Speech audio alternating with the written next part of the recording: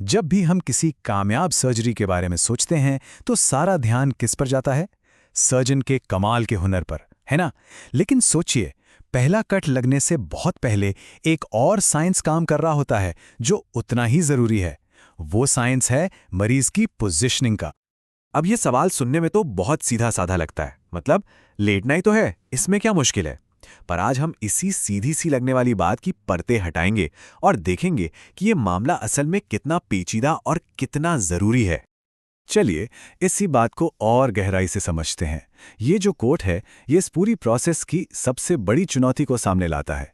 एक तरफ तो सर्जन को ऑपरेशन के लिए एकदम बेस्ट एक्सेस चाहिए और दूसरी तरफ मरीज की सेफ्टी भी 100% पक्की करनी है। तो सवाल ये है कि सर्जिकल टीम इस चैलेंज को हैंडल कैसे करती है। उनके पास अलग अलग पोजीशंस का एक पूरा टूल बॉक्स होता है और हर पोजीशन आप समझिए एक खास काम के लिए बना एक खास औजार है। ये कोई तुक्के का खेल नहीं है, बिल्कुल नहीं। हर सर्जरी की अपनी एक खास ज़रूरत होती है, एक यूनिक एंगल चाहिए होता है और इसी के लिए टीम बहुत सोच समझकर एक खास पोजीशन चुनती है ताकि सर्जन को शरीर के उस हिस्से तक सबसे अच्छी और साफ पहुंच मिल सके। जैसे यहाँ देख सकते हैं, ये पोजीशंस एक दूसरे से कितनी अलग हैं। पीठ के बल लेटना, जिसे सुपाइन कहते हैं, वो दिल की सर्जरी के लिए आम है। वहीं पेट के बल लेटना यानी प्रोन पोजीशन, वो रीढ़ की हड्डी के ऑपरेशन के लिए जरूरी हो जाता है। तो मतलब हर पोजीशन एक खास तरह की सर्जरी के लिए ही डिजाइन की गई है। तो आखिर में गोल क्या है? एक आइडियल पोजीशन असल में कई चीजों का परफेक्ट बैलेंस होती है। मरीज का आराम, उनके शरीर का नॉर्मल फंक्शन, नसों और मांसपेशियों की हिफाजत और हाँ, साथ ही सर्जन और एनेस्थेटिस्ट के लिए पूरी पूरी पहुंच। ये एक बहुत अच्छा एग्जाम्पल है कि कैसे एक बेसिक पोजीशन को भी ज़रूरत के हिसाब से मॉडिफाई किया जा सकता है। यहाँ देखिए, ये है सामान्य सुपाइन पोजीशन और अब टेबल को बस थोड़ा सा झुका दिया गया है। इसे ट्रेंडेलेनबर्ग पोजीशन कहते हैं। ऐसा करने से होता क्या है? ग्रेविटी की वजह से अंग रास्ते से हट जाते हैं और सर्जन को पेट के निचले हिस्से तक बहुत ही क्लियर एक्सेस मिल जाता है। अब आते हैं कहानी के दूसरे पहलू पर। जब कोई मरीज एनेस्थीसिया में होता है तो वो ये नहीं बता सकता कि उसे कहीं दर्द हो रहा है या कोई बेचैनी है, और बस यहीं से असली खतरे शुरू होते हैं। जरा इस नंबर पर गौर कीजिए, 32 मिलीमीटर मरकरी। सुनने में ये शायद कुछ खास ना लगे। ये लगभग उतना ही दबाव है जितना अपनी उंगली से त्वचा को हल्का सा दबाने पर होता है। लेकिन सोचिए, अगर यही हल्का सा दबाव घंटों तक बना रहे तो ये त्वचा के नीचे मौजूद खून की बारीक नसों में फ्लो को रोक सकता है और नतीजा टिश्यू डैमेज और प्रेशर सोर। और हाँ, ये खतरा हर किसी के लिए बराबर नहीं होता। मरीज की उम्र, उनका वजन, पहले से मौजूद बीमारियां जैसे डायबिटीज और खुद सर्जरी कितनी लंबी चलने वाली है, ये सारे फैक्टर्स मिलकर तय करते हैं कि किसी मरीज को पोजीशनिंग से चोट लगने का कितना रिस्क है। और इस आंकड़े को देखिए, ये चौंकाने वाला है।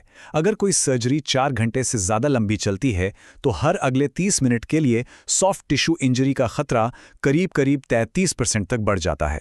समय यहाँ वाकई एक बहुत बड़ा फैक्टर है। सबसे आम चोटों में से एक है नसों को नुकसान पहुंचना।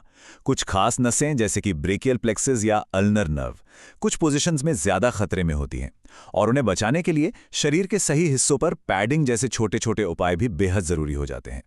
जब चीज़ें गलत होती हैं तो नतीजे कितने गंभीर हो सकते हैं। ये नंबर देखिए, $21.8 मिलियन। ये एक मुकदमे का फैसला था।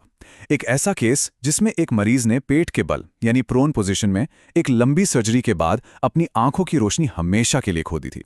ये हमें याद दिलाता है कि दांव पर क्या लगा है। तो ये सब तो हुए खतरे, लेकिन सर्जिकल टीम इनसे निपटती कैसे है? यहीं पर सामने आता है सेफ पोजीशनिंग का साइंस। ये नॉलेज, टूल्स और पक्के प्रोटोकॉल्स का एक बेहतरीन कॉम्बिनेशन है। जैसे इन दो बिल्कुल ऑपोजिट पोजीशंस का शरीर पर असर देखिए। पीठ के बल लेटने पर पेट के अंग फेफड़ों पर दबाव डाल सकते हैं, वहीं पेट के बल लेटने पर दिल तक खून की वापसी धीमी हो सकती है। तो एनेस्थेटिस्ट का काम है इन सभी शारीरिक बदलावों पर लगातार नजर रखना और उन्हें बैलेंस करना। इंसानी भूल से बचने के लिए टीमें इस तरह की सिस्टमैटिक चेकलिस्ट का इस्तेमाल करती हैं। जब भी मरीज की पोजीशन बदली जाती है तो वो ABCDE यानी एयरवे से लेकर सर्कुलेशन और नसों की सुरक्षा तक सब कुछ दोबारा चेक करते हैं। ये एक बहुत ही ज़रूरी सेफ्टी नेट की तरह काम करता है। एक और बेहतरीन टूल है ये ब्रैडन स्केल। इसे एक तरह का स्कोर कार्ड समझिए, जो सर्जरी से पहले ही ये बता देता है कि किसी मरीज को प्रेशर सोर होने का कितना ज्यादा खतरा है। इससे होता यह है कि टीम पहले से ही उस मरीज के लिए एक्स्ट्रा सावधानी बरत सकती है। ये एक प्रोएक्टिव अप्रोच है, प्रॉब्लम होने का इंतजार करना नहीं। तो इन सब बातों का सार क्या है? इस पूरी प्रोसेस को समझने का सबसे अच्छा तरीका एक पावरफुल मेटाफर के जरिए है, एक ऐसी तुलना जो इसे एक नई रोशनी में दिखाती है। और यही है सबसे जरूरी बात। सेफ सर्जिकल पोजीशनिंग सिर्फ एक काम नहीं है, ये एक हाईली स्किल्ड टीम की एक ऐसी कोरियोग्राफी है जो किसी को दिखाई नहीं देती, एक ऐसा सुनियोजित तालमेल जहां हर कोई अपनी भूमिका जानता है ताकि मरीज पूरी तरह से सुरक्षित रहे। आखिर में ये सब कुछ इसी एक बात पर आकर टिकता है, बैलेंस।